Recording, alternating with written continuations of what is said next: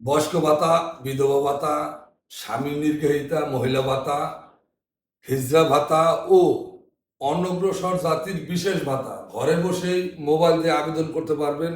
যেভাবে আমি আপনাদের দেখিয়ে দেব কিভাবে মোবাইল দিয়ে ঘরে বসে আবেদন করবেন। প্রথমে আপনার কাছে যে কাগজপত্র রাখবেন, আইডি কার্ডের বা জাতীয় পরিচয়পত্রের ফটোকপি, 1 কপি ছবি এবং সচল মোবাইল নম্বর। 1 আগস্ট 2026 হতে 31 আগস্ট 2026 পর্যন্ত আবেদন করা যাবে। আমি দেখিয়ে দিচ্ছি স্ক্রিনের শেয়ারের মাধ্যমে যে কোন ওয়েবসাইট থেকে আপনারা আবেদন করতে পারবেন।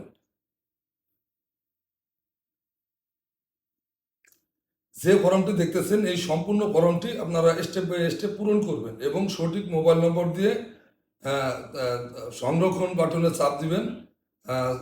শেষে দেখবেন যে একটা আবেদন আইডি নাম্বার দিয়েছে। এই সবথেকে গুরুত্বপূর্ণ বিষয় এটা যে সংরক্ষণ করবেন যে আবেদন নাম্বারটা দিবে, কিংবা এখান থেকে আবেদন ফর্মটি ডাউনলোড করে প্রিন্ট করে নেবেন।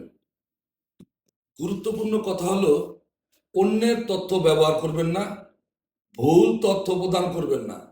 একাধিক ভাতা প্রাপ্ত হলে একাধিক ভাতার জন্য আপনার এই আবেদনটি বাতিল হতে পারে। দালালের খপ্পরে পড়বেন না। যদি নিজে আবেদন করতে না পারেন, যদি আপনি ইউনিয়নের বাসিন্দা হন, তাহলে ইউনিয়ন ডিজিটাল সেন্টারে যোগাযোগ করবেন। যদি আপনি পৌরসভার বাসিন্দা হন, তাহলে আপনি পৌরসভায় যোগাযোগ করবেন। যদি আপনি সিটি কর্পোরেশনের বাসিন্দা হন, তাহলে আপনার নিকটস্থ সিটি কর্পোরেশনের যোগাযোগ করবেন। শেষ কথা, মনে রাখবেন 1 আগস্ট হতে 31 আগস্ট পর্যন্ত আবেদনের সময়সীমা মাত্র 1 মাস।